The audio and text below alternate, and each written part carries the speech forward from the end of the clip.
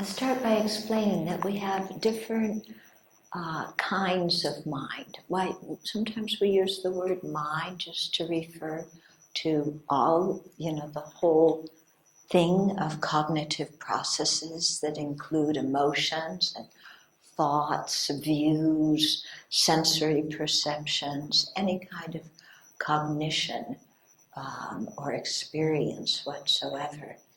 We often use the mind in a very general way like that.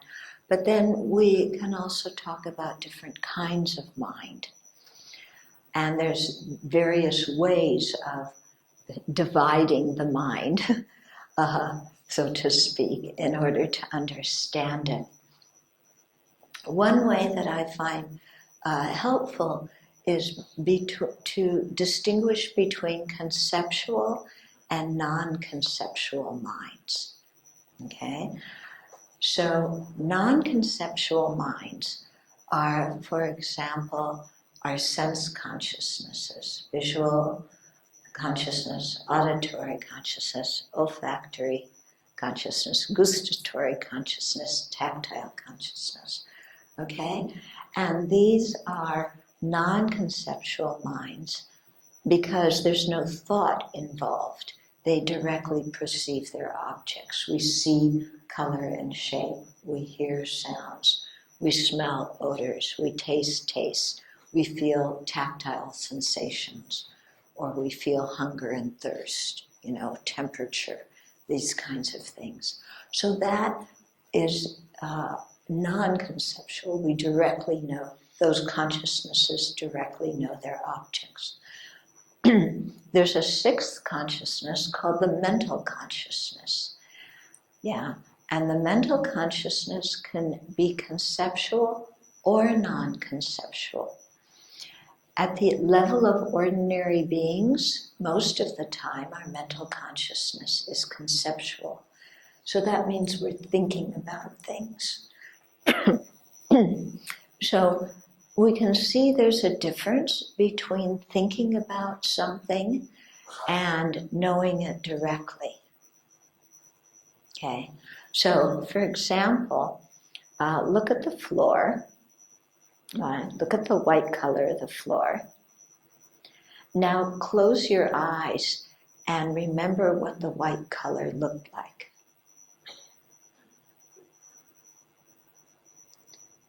Okay, open your eyes again.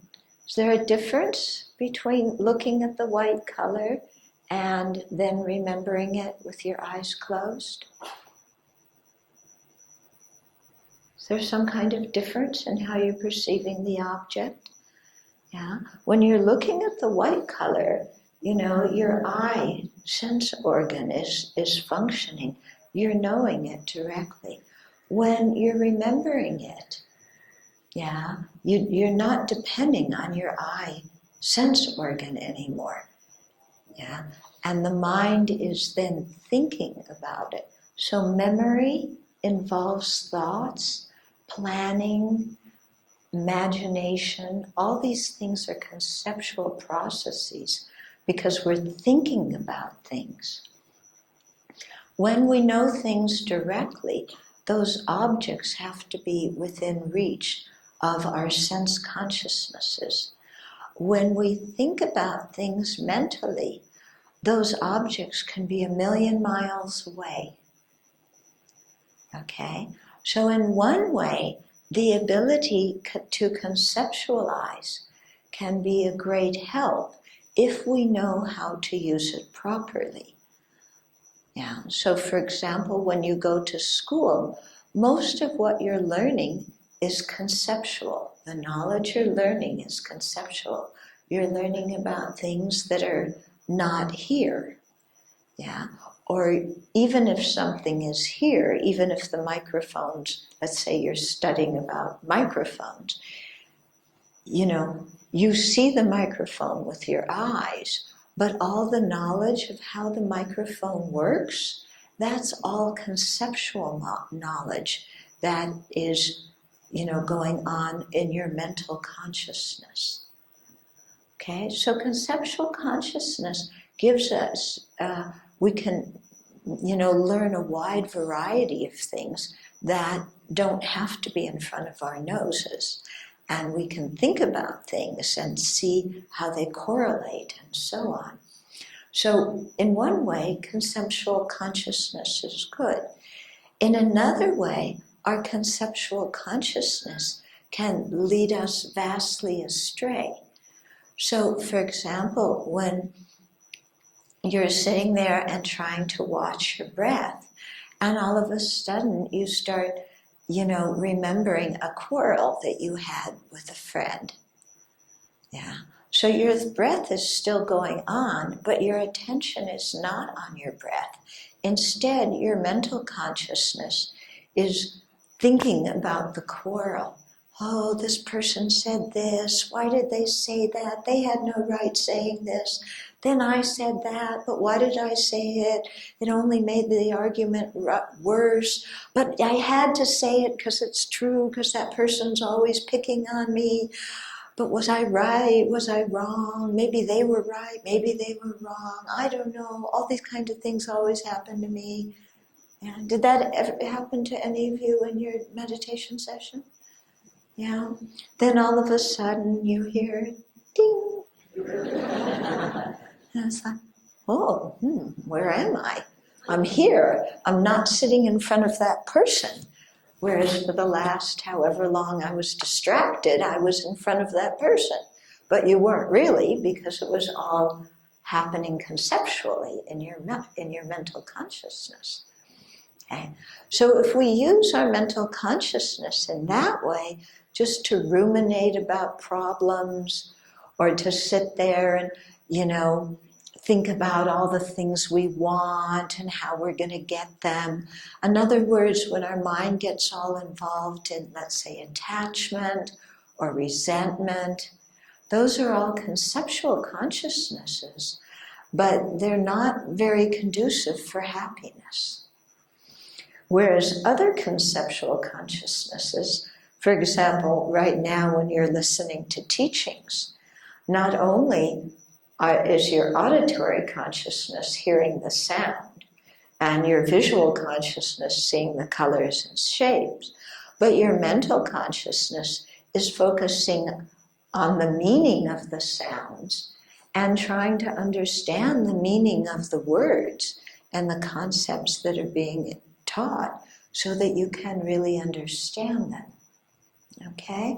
So you have these various types of mind, and again, some can be useful on the path to awakening, and some can be big problems on the path to awakening.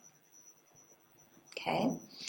The thing that differentiates a conceptual mind from a non-conceptual mind is that with conception, there's a mental image, or a conceptual appearance of the object. It's what is appearing to your mind is not the actual object. Yeah, it's a mental representation of the object. And so that's why when you look at the white, of the floor, it's very vivid to you. But when you close your eyes and remember it, it's not quite as vivid. Yeah, because it's a mental representation. It's not the actual white color of the tiles that, is that we're perceiving, when we have a conceptual consciousness that's remembering something. Okay? There's also ways to have non-conceptual mental consciousnesses. And this is, for example, if somebody develops supernormal powers, let's say, clairvoyant powers or something like that. And when people develop samadhi, very deep samadhi or shamatha, serenity, then often they can have these non-conceptual mental awarenesses of things that are not immediately in their environment. Also, there are other mental consciousnesses called yogic direct perceivers. And these are also where the mental consciousness is involved, but it's directly perceiving objects such as subtle impermanence or selflessness or emptiness. Okay, and so these kind of yogic direct perceivers are minds that we're trying to cultivate on the path because they're realizing, things that are very important, such as subtle impermanence, such as emptiness, the ultimate nature of reality. Okay, so our mental consciousness is probably of the six consciousnesses, the one that is the most important, because it's the one that that we want to develop, that will have all the Dharma realizations. Our sense consciousnesses are not compassionate. They're not wise. They just perceive the basic raw sense data. But it's the mental consciousness where we develop compassion and wisdom. Okay? So that gives you a little bit of an idea about the mind. So that's one way to develop it, between conceptual and non-conceptual minds. Another way to categorize the mind breaks it into primary consciousnesses and mental factors. Okay? So primary consciousnesses are those six minds that I talked about. Visual consciousness, auditory, olfactory, gustatory, tactile, and mental. Okay, and those primary consciousnesses are the ones that know specific kind of objects. So the auditory consciousness hears sounds. It doesn't see colors and shape. It doesn't sense tactile sensations such as smoothness or roughness. So, the primary minds know the general type of phenomena. And then the mental factors are the ones that really enhance or give the primary consciousness an ability to know its objects in different ways. Okay? So we're going to start talking about these mental consciousnesses. In the low-rig text, they mention 51 mental factors. Actually, in the Buddha's teachings, they talk about us having 84,000 types of afflictions. So narrowing it down, to 51 mental factors, not all of which are afflictive mental factors, is a big condensation, okay? The way these mental factors, why these 51 are pointed out, is because it's with the purpose of helping us to see what attitudes and functions and emotions are conducive for liberation and which ones are counterproductive if our goal is liberation. So in that way, this kind of Buddhist psychology and identifying the mental factors differs from modern psychology. Because modern psychology is identifying just different emotions that people have. It's not so much focused on views or attitudes. And modern psychology was not developed for the purpose of liberation from cyclic existence. It was developed for the purpose of helping people to be happier in this life. So there is some crossover between modern psychology and Buddhist psychology, but there's also some differences. So as we go through the mental factors, There will be mental factors that we talk about in Buddhism that psychology doesn't talk about. For example, the view of the personal identity, or wrong views. Western, modern psychology doesn't talk about that. But then modern psychology does talk about things like fear or anxiety. And those two mental factors are not specifically mentioned in the 51, which is always very curious for many of us, because nowadays so many people suffer from anxiety and fear and worry, don't they? Yeah, and yet they're not mentioned in the Buddhist psychology. In my understanding, when I look at the Buddhist psychology, I see areas where you can certainly bring in mental factors like worry, anxiety, and fear. And so I'll talk about those when we get to those places in the Buddhist psychology. So with the 51 mental factors, they are divided into 6 basic categories. Okay, so there's 5 omnipresent mental factors. So it means that these 5 are present with any kind of mental state we have. And then 5 object ascertaining mental factors that ascertain or relate to objects in a certain way. Then 11 wholesome or virtuous mental factors. Then 6 root afflictions. And then then there's 20, the 5th category is 20 secondary afflictions. So those are branches of the root afflictions.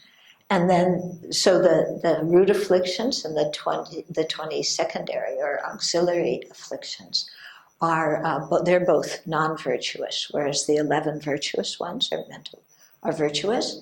And then the last category are the 4 variable mental factors that can be either virtuous or non-virtuous, depending on how you use them. So I wanted to spend most of our time talking about the virtuous mental factors and the afflictive mental factors. But I want to go through the 5 omnipresent and the 5 object ascertaining ones, just to give you a little bit more of an idea about how the mind works. So I'll go through those a little bit more quickly.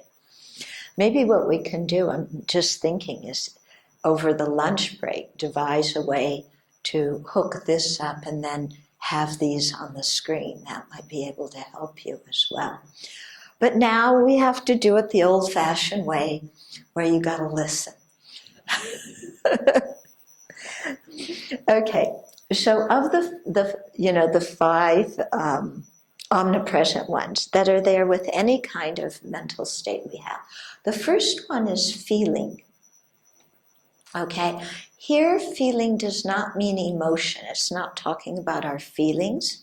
It's talking about pleasant, unpleasant, and neutral feelings. Okay, those of you who have studied the 12 links of dependent arising know that feelings is one of them. And that our feelings, pleasant feelings, we seek them. Unpleasant feelings, we want to get rid of them. Neutral feelings, we don't care much about. But those feelings are quite important, because based on the feelings, we develop attachment, we develop aversion, we develop ignorance. Okay, so feeling is defined as a distinctive mental factor, which is an experience of either pleasure, pain, or indifference. Then listen. Feeling experiences the results of one's past actions and can lead to reactions of attachment, aversion, close-mindedness, and so forth. So one of the chief ways in which our karma ripens is in this mental factor of feeling. When we say that destructive actions bring suffering. What is suffering? Suffering is an experience, a feeling that occurs in the mind. It can occur because of what the body encounters or because of what we think about. Okay? So, our karma will ripen a lot in terms of how we feel. So, destructive actions result in unpleasant feelings. Virtuous or wholesome, positive, constructive actions result in pleasant feelings and happiness. Second omnipresent mental factor is discrimination. And it's defined as a distinct mental factor that has the function to distinguish it is this and not that, and to apprehend the characteristics of the objects. It differentiates and identifies objects. So discrimination, sometimes it's translated as discernment. It is the one that's able to identify, this is a cup, this is a computer, this is a microphone. Yeah, so it's a very important mental factor. And a lot of our education in school is, focusing on this mental factor and being able to ascertain different things. Okay?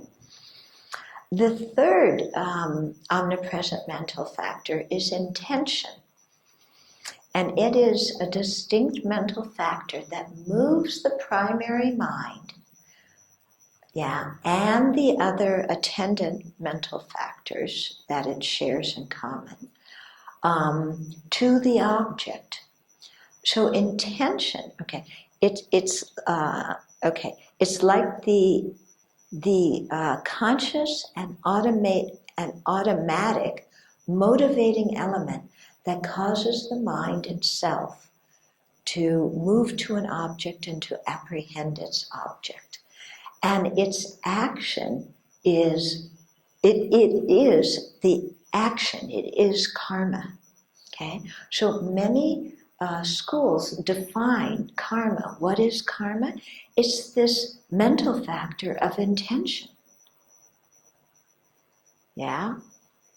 So karma is not something mysterious. We're creating karma all the time because we're always having intentions, because these five accompany all of our different kinds of minds. Okay? So, karma is also verbal. It's also physical. But the verbal and physical actions all come from the mental factor of intention. Before the mind has an intention, or put it this way, unless the mind has an intention, the mouth doesn't move and the body doesn't move. Unless, of course, you have some reflexive action, like you hit your knee and your leg swings, okay? But other than that, we have to. So one of the main things that we're trying to do in meditation is to become more aware of what our intentions are. Because by becoming aware of our intentions, then we can use the mental factor of discrimination to discern which intentions are virtuous and we want to cultivate, which intentions are harmful, and we want to subdue those. Okay? Then the fourth omnipresent mental factor is contact. So this is a distinct mental factor that by connecting the object, the sense organ, and the primary consciousness, activates the organ. So this is actually, contact is the one that enables the object, let's say the color black here, to be, it connects the eye consciousness, the color black, and, an immediately preceding moment of my consciousness to produce my visual consciousness that knows the color black. Okay, that's what contact is. And then the fifth one is called attention. So this is a distinct mental factor that functions to direct the primary mind and the mental factors that accompany it to actually apprehend the object. So it focuses and holds the mind on an object without allowing it to move elsewhere. So again, attention is very important when you're meditating. You have to pay attention to the object. This mental factor has to be activated. You have to put your attention on whatever your object of meditation is. If it's the breath, if it's the image of the Buddha, if you're contemplating the kindness of sentient beings, your attention has to be on that topic. If you're contemplating the disadvantages of anger, then your attention has to be on that topic.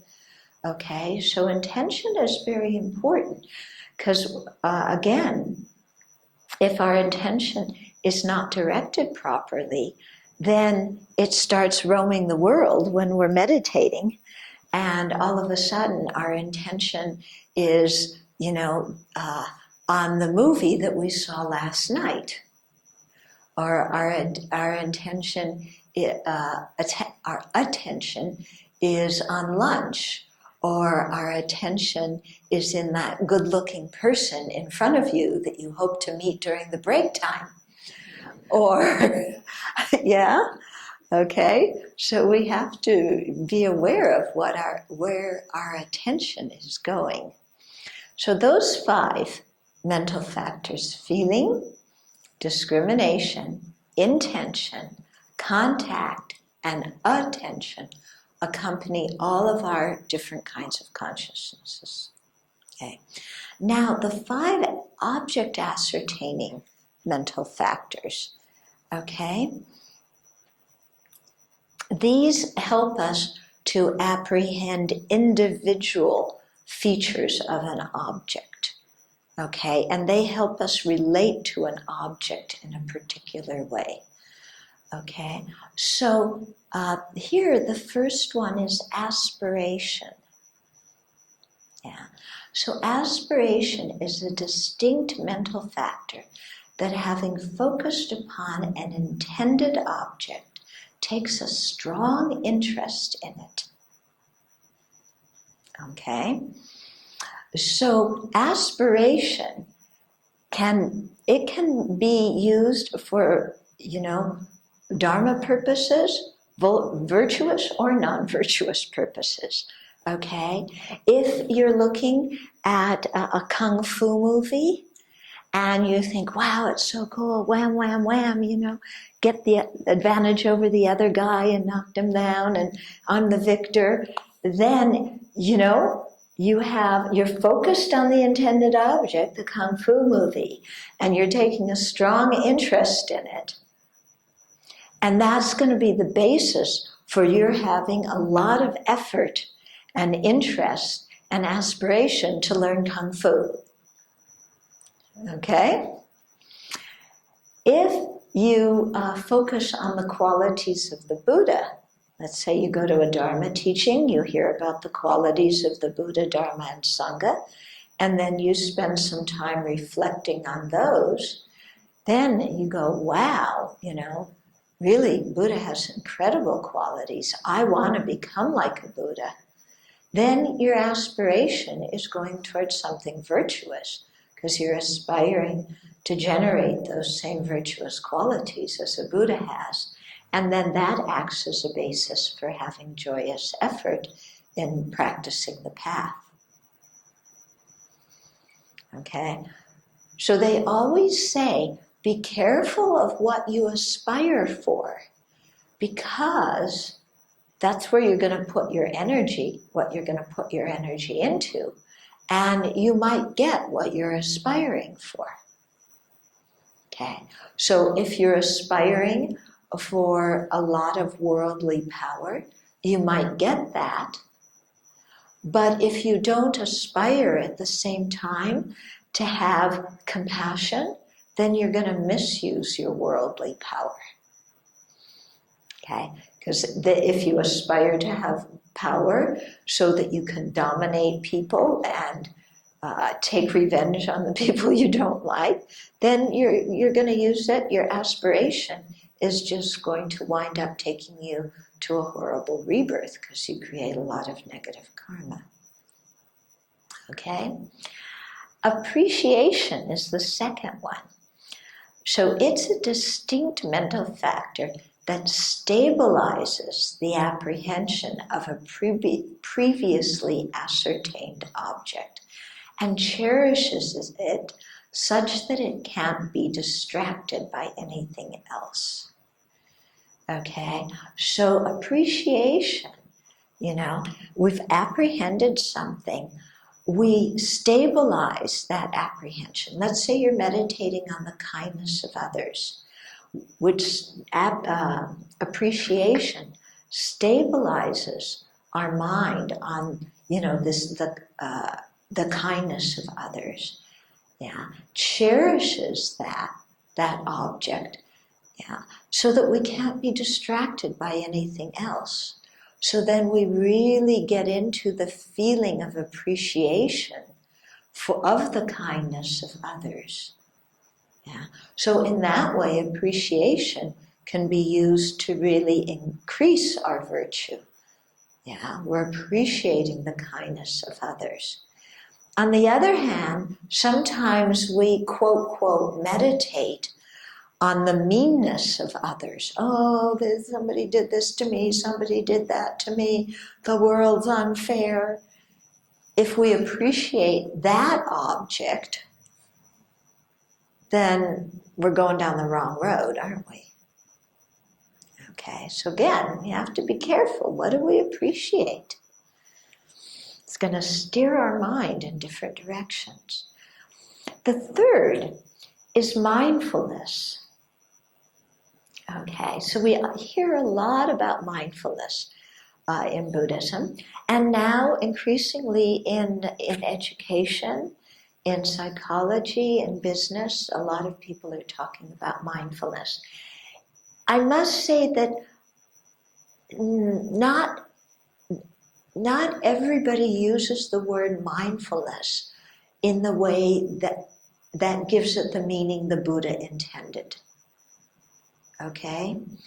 So here, listen to the definition. It's a distinct mental factor that repeatedly brings the mind to a phenomena that we are previously acquainted with, without forgetting it. Okay? It doesn't allow the mind to be distracted from the object, and it's the basis for concentration. So mindfulness actually has a lot to do with memory. In fact, the same word that is being translated as mindfulness can also be translated as memory in another kind of context. Okay? So here, mindfulness, we see it focuses on an object that we're previously acquainted with and functions so that we don't forget that object. We don't get distracted from that object. And so in that way, it acts as the basis of concentration. Mindfulness, to actually be useful, has to be focused on a virtuous object of meditation. So a lot of people nowadays use the word mindfulness to mean just paying attention to what's going on in your mind. That's not the actual meaning of mindfulness, because we can see here that mindfulness, it pays attention to an object that we know before in such a way that it prevents us from getting distracted from it. So it's not just what's going on in my mind. In actual fact, there's another mental factor that is often spoken about together with mindfulness, called introspective awareness. Sometimes it's translated as clear knowing, clear comprehension, vigilance, many different translations of that one. And that one is more accurately just monitoring what is going on in your mind or what your body and speech are doing. So mindfulness, it has an object that it knows, and it keeps the mind on that. So for example, when you're meditating on the breath, you have to have strong mindfulness at the beginning to remember that the breath is your object of meditation. Put your attention and your mindfulness both together on the breath. And in that way, when your mindfulness is strong, you don't forget the breath. Or if you're meditating on a visualized image of the Buddha, your mindfulness and your attention go on the image of the Buddha that's in your mental consciousness, and that helps you not forget that. In daily life, mindfulness helps us keep very good ethical conduct because mindfulness remembers our precepts. It remembers what the 10 virtuous actions, 10 virtues are. It remembers what the 10 non-virtues are. Yeah, so mindfulness is very important to keep our body, speech, and mind focused on virtue during the day. To remember our precepts, to remember our values, to remember the kind of person we want to become. Okay?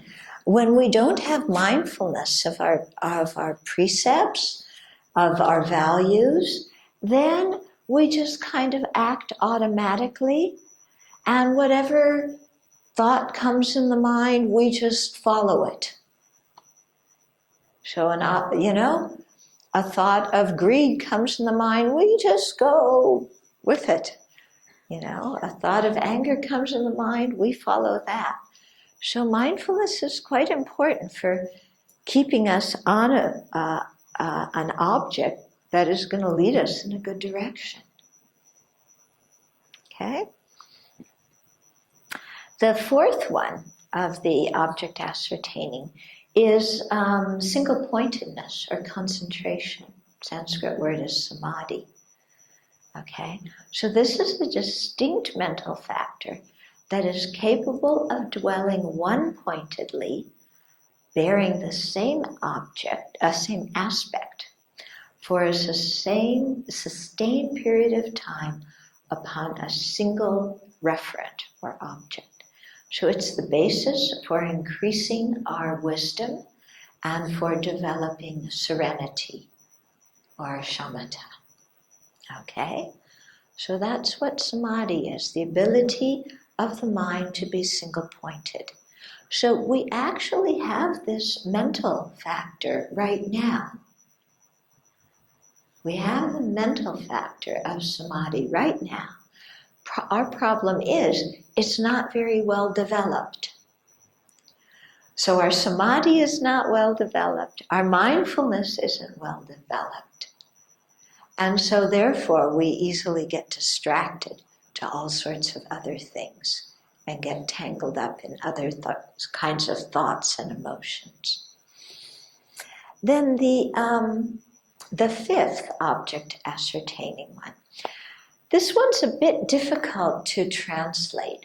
In some contexts it means intelligence. In other contexts it means wisdom. Yeah, the Sanskrit word is prajna, as in prajna paramita, the perfection of wisdom. Okay? So it is a distinct mental factor that has the function of discriminating precisely with analysis the qualities, faults, or characteristics of an object that is held by mindfulness. So mindfulness holds the object, yeah, and wisdom discriminates precisely with analysis the advantages, the disadvantages, the characteristics, the qualities of the object. Okay? So it functions to cut through indecision and doubt with unilateral certainty, and it maintains the root of all positive qualities in this and future lives. Okay? So this kind of wisdom we really need, don't we? Yeah, because we need to have an analytical mind that can discern what exists and what doesn't exist. So here's where I think, learning these mental factors is especially helpful, because this wisdom is talking about using analysis. Sometimes we think analysis, examination, investigation, that's all just a bunch of thoughts, more thoughts, more thoughts. I want to meditate, develop single-pointedness, dwell in samadhi, and forget about everything else. Yeah? Some people think like that when they come to Buddhism. Yeah? I just want to have single-pointed concentration and zone out. Yeah. If you can get single-pointed concentration and zone out, but it's not going to lead you to liberation and awakening. It might lead you to be reborn in the form and formless realms for a certain period of time. But then after that, you're down, in the desire realm with the rest of us. Okay? So you can see, we need to develop a bunch of different mental factors in order to attain liberation from samsara. It's not just like one kind of meditation or one kind of mental factor. We need to develop many different aspects of our mind to gain liberation. Okay? So this one of wisdom or intelligence, it analyzes. So you might say, well, wait a minute, what do you mean analyze? So analyze means that you can really see an object clearly and discern its characteristics clearly. And this is important when we're meditating on selflessness or emptiness. Yeah, because we have to be, when we're meditating on emptiness or selflessness, we're trying to discern, do objects exist the way they appear to me? Yeah, things appear to me to be real and out there, objective. Do they really exist in that way? Things appear to me to have their own independent natures, not related to other things. Do they really exist in that way? When I think of myself as this big I, me. Do I really exist in this way? Or sometimes we look, when I think of myself, I have such a poor quality view. Yeah, I'm inadequate, I'm dumb, I can't understand things, I have a bad temper, I'm inferior, other people are better than me. Yeah? Does that sound like a refrain sometimes you have going on in your mind? If it is, then you have to use this mental factor of wisdom to question, is that really who I am? Am I really dumb and stupid and inferior? Is that true or not true? Because a lot of times we think things that are absolutely not true. Okay, that's the title of one of my books that is back there. Don't believe everything you think. Yeah, so this mental factor of wisdom helps you determine, what to believe in what you think and what not to believe in what you think. Okay? And it's interesting because there's different kinds of wisdom or intelligence. Yeah? Because, worldly intelligence or worldly wisdom and Dharma wisdom are completely different. Yeah, there are people who do very well in school. They can take tests great. They're professional test takers. But when it comes to Dharma, they don't get it. Yeah? It's like they have no interest. They don't understand it. There are other people, who, can't study math or can't study, language very well. But wow, when it comes to Dharma, they really get it. They have a lot of wisdom. Okay? So there's different kinds of wisdom and intelligence. There's a certain kind of intelligence or wisdom that's inborn. So that's a natural acuity of our mind that we have due to karma from previous lives. So very often, if we're familiar with different topics or study or ways of thinking in previous life, then those kinds of things come easier to us in this lifetime. That's kind of an inborn intelligence or wisdom. Then there's 3 other kinds of wisdom that all can be developed in this life.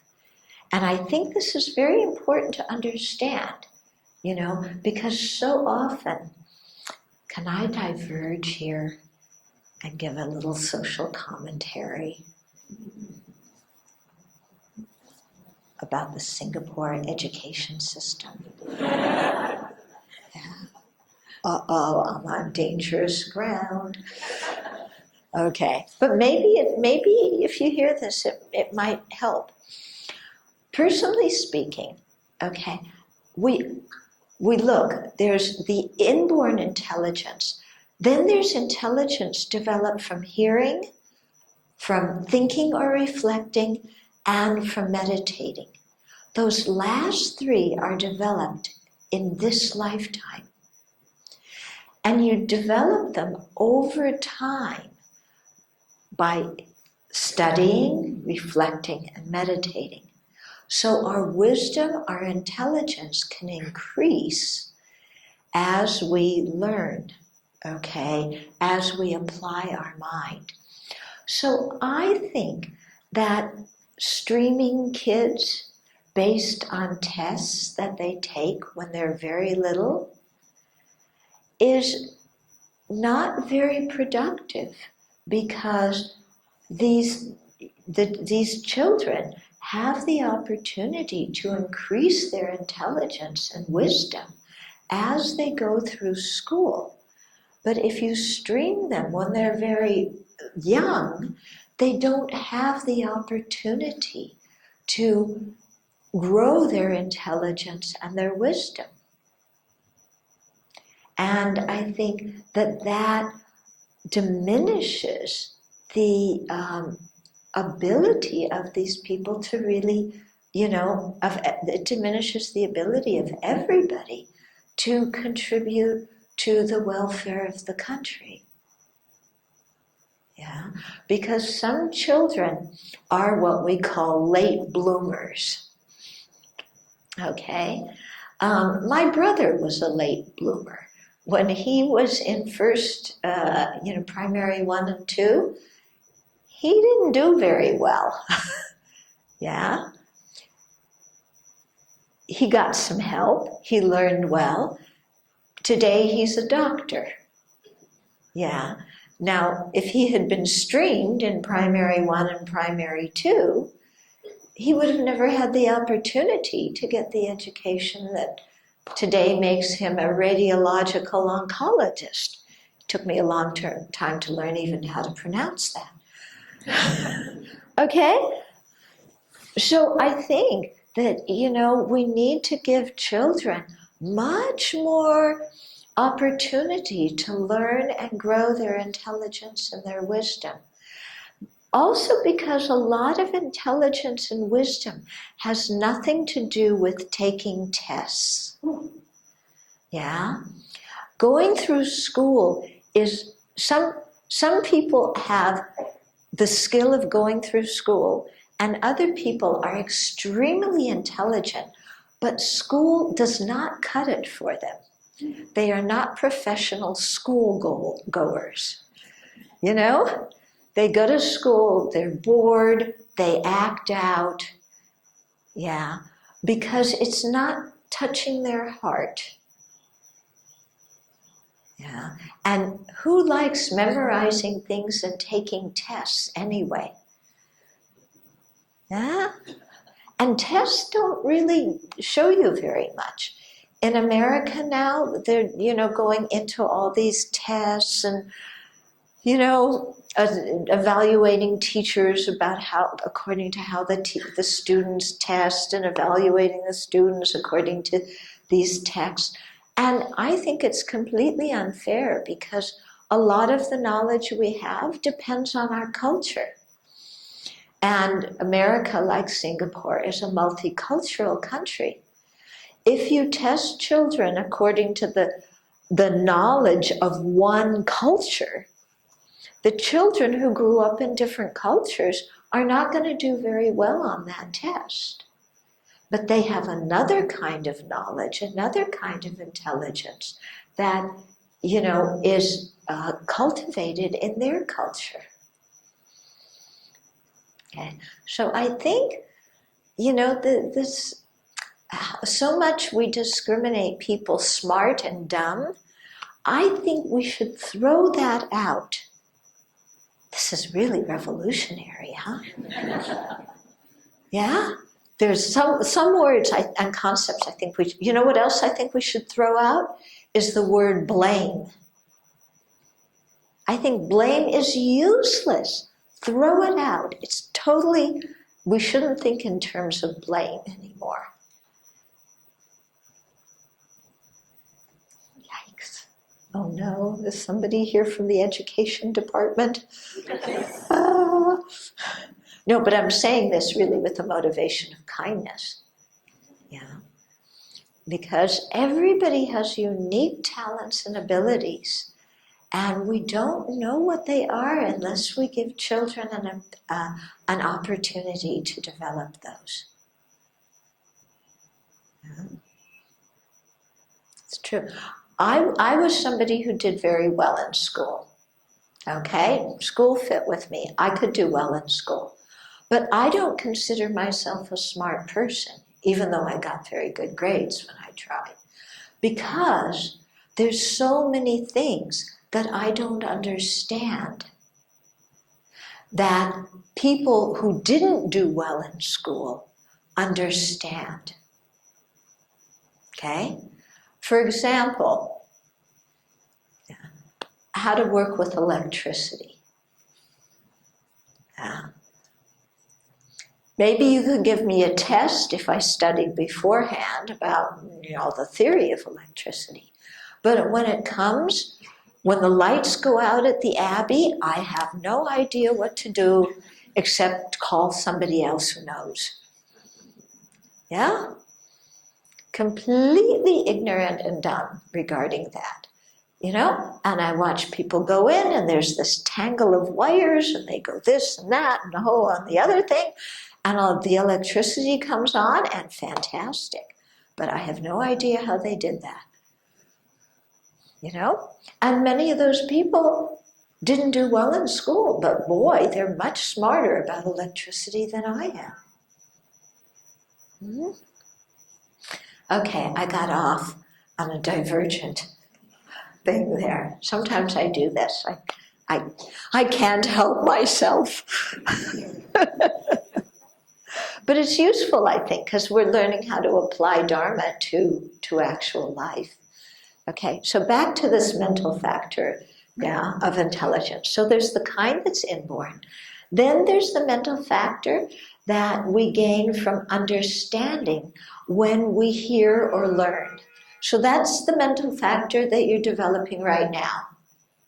Yeah? You're hearing the teachings, You're developing some kind of intelligence and wisdom by hearing the teachings. Yeah?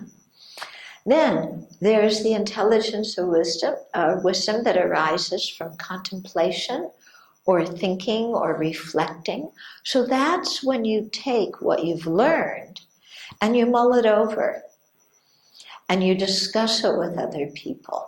And in that way, you come to refine your understanding, because sometimes just through listening and learning, you get a general idea, but you have some confusion and wrong ideas mixed in there. And that you can only see that when you really start investigating deeply or when you start discussing with other people. Yeah, then it comes to light what you don't understand. You know, for example, when people ask you questions, yeah, we think we understand something, then somebody asks us a question and we go, and we realize, oh, I'm not so wise right now, you know. But this is, again, something that can be increased. And then the wisdom or intelligence that arises from meditation.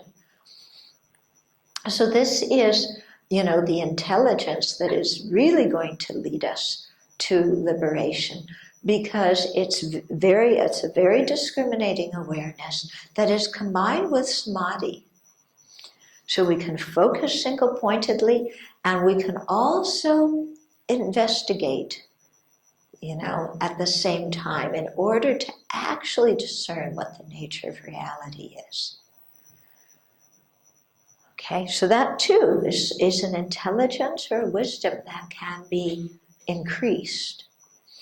When we follow a little bit later here into the non-virtuous mental factors, we'll see some of the kinds of intelligence that are confused, that understand things in the wrong way. So we'll come to that a little bit later too. Okay. Okay, let me pause right here. And do you have any questions? What are the causes of worldly and dharma wisdom? Why are some people so smart in a worldly way and some people not? So those who are smart in a worldly way, what do they do to us? Okay, so like we were saying here, some of it comes from habituation, from previous lives. Yeah, what we were used to thinking about, what kind of knowledge we had, how we were used to thinking in previous lives. So that could, you know, make some people have more tendency towards, you know, intelligence regarding physics, and other people having more intelligence regarding dharma just by that habituation in previous lives. And then also in this life, what you put your mind on, what you learn, what your teacher teaches you, how your teacher teaches you. You know, this will develop your intelligence or impede your intelligence. So, for example, some education systems stress memorizing. You know, you just memorize the information and take a test. Yeah. So this can be in a worldly education system. In some countries, they emphasize memorization. Also, in Tibetan monasteries, you memorize different texts. Okay. So, and you're tested on it. Yeah. So that kind of memorization can give you a certain kind of wisdom. Yeah, a certain kind of intelligence. But if that's all you do is memorize the material, you're not necessarily going to understand it, are you? Yeah. So if an education system encourages you to think about what you're learning, to think about what you've memorized, then that's going to really increase your intelligence, because you're going to start to look at things in different ways, from different aspects, in a much more creative way. Okay? So creativity doesn't apply to just the arts, you know. creativity, in my mind, applies to having a flexible mind that can see things in different ways from different perspectives. Okay? So if you have a teacher that encourages you to be creative, let's say your teacher asks you questions and gets you to think about something. Yeah, and really think about it, not just, what's the definition of this and how many of this, that, and the other thing are there. But really ask you, questions about it so that you have to think. Then that teacher, combined with your effort to really think about what your teacher's encouraging you to think about, is going to increase your intelligence about whatever the object is. Okay? So if you're studying military warfare, you're going to learn that more. That's a worldly intelligence. That's not necessarily going to lead you on the Dharma path. But let's say your teacher encourages you to, we've been talking a lot about the kindness of sentient beings, to sit and reflect on the kindness of sentient beings. And your teacher asks you, how are strangers kind to you? Have you ever thought of strangers being kind to you? How is somebody you don't know kind to you? Okay, this is for something for you to think about. How are people I don't know kind to me? Okay, how are people who are your enemies, people who hurt your feelings, how are they kind to you? Now you're going to go, what in the world is she talking about? My enemy is being kind. That's nonsense. Think again. Yeah, our enemies are kind to us in a certain kind of way. And then to understand that, you have to think, well, what does it mean to be kind to somebody? Does being kind to somebody mean you make them happy? Or does being kind to somebody mean you make them grow up? Or does being kind to somebody mean you help them without discriminating what kind of help it is? What does it mean to be kind to somebody? Okay. So if your teacher is asking you those questions, or if you have that kind of inborn intelligence so that these kind of questions come up in your mind, that's going to get you to think a lot. And that will develop your wisdom and your intelligence. Okay. If somebody asks you, are there people in a TV set? Yeah. What are you going to say? Are the people in the TV real? Are they real or not real? Not real. If they're not real people, why do you have so many emotions about what they're doing when you watch a movie? It's an interesting question, isn't it? Why do you watch a movie and they're not real people, but you have so many emotions come up? Okay, you think about that. That's going to develop your intelligence, the Dharma intelligence. Okay, so here we see a little bit about the different causes for worldly intelligence, Dharma intelligence. So can I say that by making, because we always hear that by making light offerings, there are causes for gaining wisdom. So can I say by making light offering only to the spirituals, then it becomes a cause for both worldly and Dharma wisdom? Ah, okay, so you've heard that making offerings increases your wisdom. And does it increase worldly as well as Dharma wisdom? There's a lot going on here. First of all, they usually say that offering light represents increasing wisdom, because the light of wisdom. Okay, so making offerings in general may increase your wisdom, but offering light in particular symbolizes that. However, it depends on what your motivation for making the offerings are. Yeah, what does it really mean to make an offering to the 3 jewels? What does making an offering to the 3 jewels mean? Does it mean that you put flowers on the vase, a vase of flowers on the altar? Is that making offering to the 3 jewels?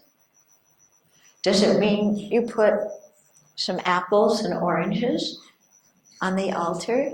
Is that the meaning of making an offering?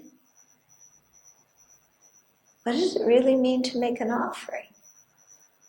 What about if you don't have any material things to use to make an offering? A physical offering. Can you still make offerings? Or can only rich people make offerings? Does your offering depend on how much you give? Or does your offering depend on the motivation with which you give?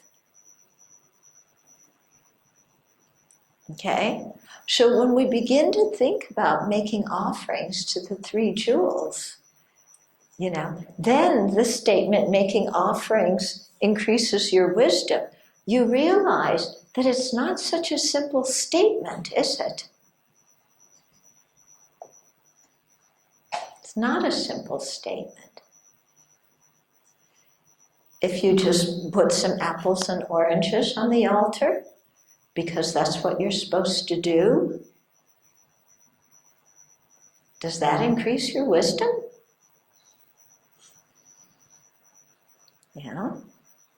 If you put apples and oranges on the altar and you think, may I meet a really good-looking person and fall in love, is that going to increase your wisdom? Yeah. May the 3 jewels bless me to meet Prince Charming or Princess Charming and live happily ever after. Yeah. Or I'm making an offering so that I can win the lottery. Yeah. You have that kind of motivation when you make offering. Or maybe your teacher told you to make offerings. So you just make offerings with the idea of, I'm doing this because my teacher told me to. Is that going to increase your wisdom? Okay, I'm not going to tell you the answers to this because you need to increase your wisdom by thinking about it. Okay?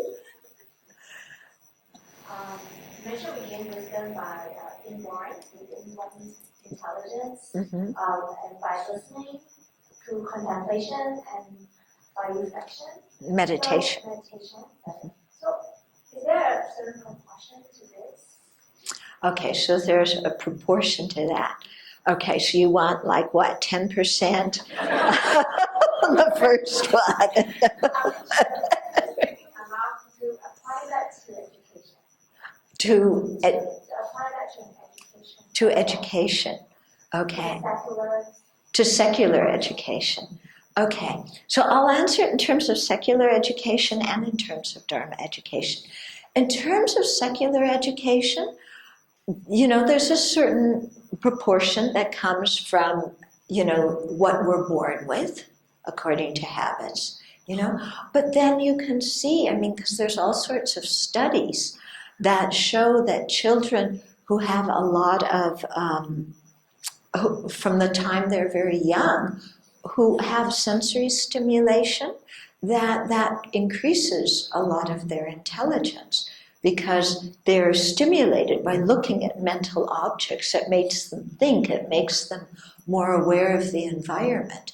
Whereas children who are not exposed to a wide variety of things when they're little, then they miss out on some of that early childhood education, that, so read all the studies, they talk about this much more, So also, children who are held by their parents a lot, or held by adults who feel very loved, they're going to grow up with, I think, with an easier ability to learn than children who, are not picked up much, or who don't have that physical contact when they're infants, who don't feel loved and cared for.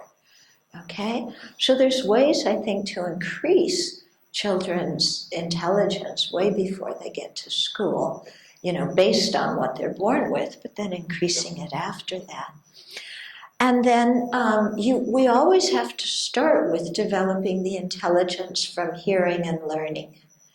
Yeah? And so we learn from others. So then it's very important to think about what you teach children.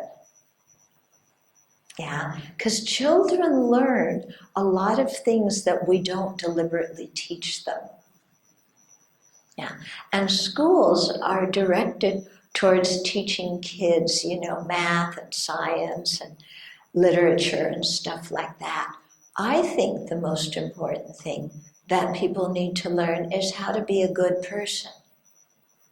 Because if you learn good values and you learn how to be a good person, if you learn how to work with your anger so your anger doesn't flare up so much, if you learn how to have empathy and compassion for other people, I think you're going to have a much happier country, and a much more peaceful society than if you have a lot of people who know math and science but have no ethical foundation at all. Yeah. So, I think again, so often parents they're so focused on stuffing information into their child. Yeah, because I think in Singapore especially, it's like your kid's going to take a test when they're 5 years old and their whole life is going to depend on it. So stuff them full as much of math and science and literature when they're 5 years old as possible. But meanwhile, what the child is doing is they're looking around and they're noticing how adults act. And they're noticing how adults handle frustration. They're copying the behavior that they see adults have. So the adults are meanwhile sitting there, stuff, you gotta learn more. But the kid is looking at, well, when dad doesn't get what he wants, he hollers and screams. Yeah. And when mom wants something really badly, she just goes out and gets it no matter what. So then the child learns, oh, when I don't get what I want, I should holler and scream. And when I want something really badly, I should just go out and get it no matter what. Now, if that is what your child is learning through watching you as a parent, what kind of kid are you raising? Is your child going to have an easy time functioning in some society? Is your kid going to have an easy time getting along with other people? They may pass a lot of tests, but you're teaching them already from the time they're 1 and 2 years old that when they don't get what they want, all they have to do is make a fuss and make other people miserable. Or they should just go out and do what they want without caring the impact on other people. Okay, is that really what you want to be teaching your kids? Is that going to lead to your child having a happy life? Is that going to lead to a society in which people respect and cherish each other and live peacefully together? No. Okay? So, we have to see with education and with learning and really steer our learning towards things that are valuable. And remember that people learn in many different ways, especially very young children. Yeah, they learn by watching.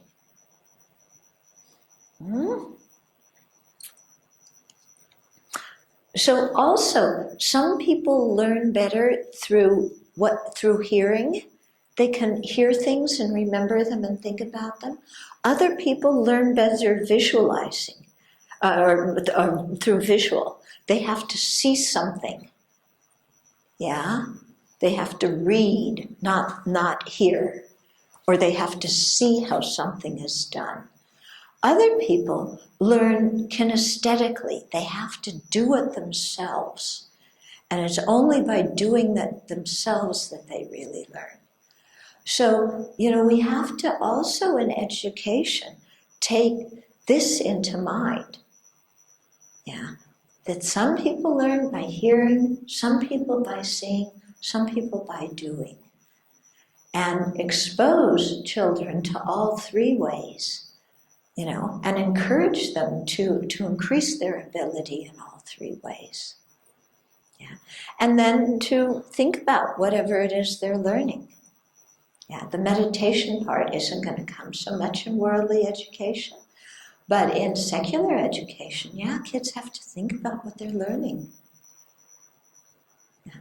And I think especially, not just think about the topic of what you're learning, but have ethical values so that you use their knowledge well.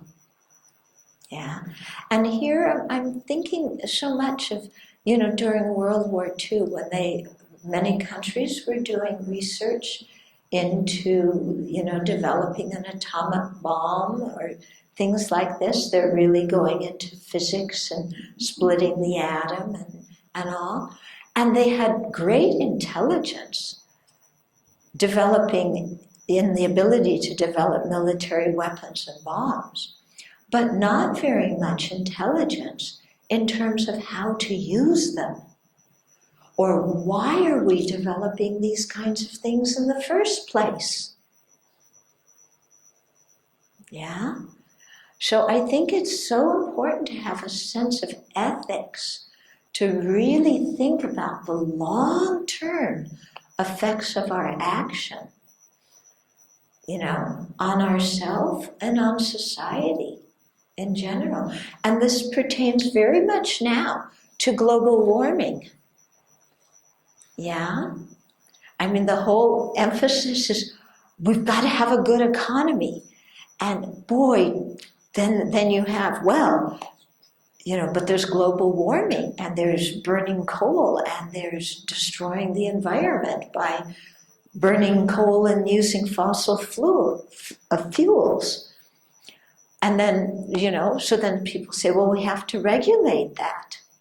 Oh, but that's not good for the economy. If we regulate our use of fossil fuels and burning of coal, then that destroys the economy. And we've got to have a good economy. Well, yeah, you might have a good economy, but then people are going to get sick and the water's going to rise and your whole island is going to be under the water. And what kind of economy are you going to have then? Yeah? So then you talk to people, okay, well then let's start reducing our fossil fuel usage. And that means driving less. What? Driving less? I want to be able to get in my car and go where I want when I want it. Yeah? But what's the long-term effect of that going to be? Or you start talking to people about recycling. Oh, recycling, so inconvenient. I have to sort these different things. I want to sort my money instead. I have plenty of time to sort $50 bills, $100 bills, $500 bills. That's no problem. I'll count that and sort that. But sorting my garbage, I don't want to do that. Yeah. But you see, we don't have a sense of ethics. We don't have a sense of kindness and concern for the environment, for society, for your children, for your grandchildren. Okay? So having a good economy is not all there is to life. We have to really think about what makes for a happy society and a peaceful society.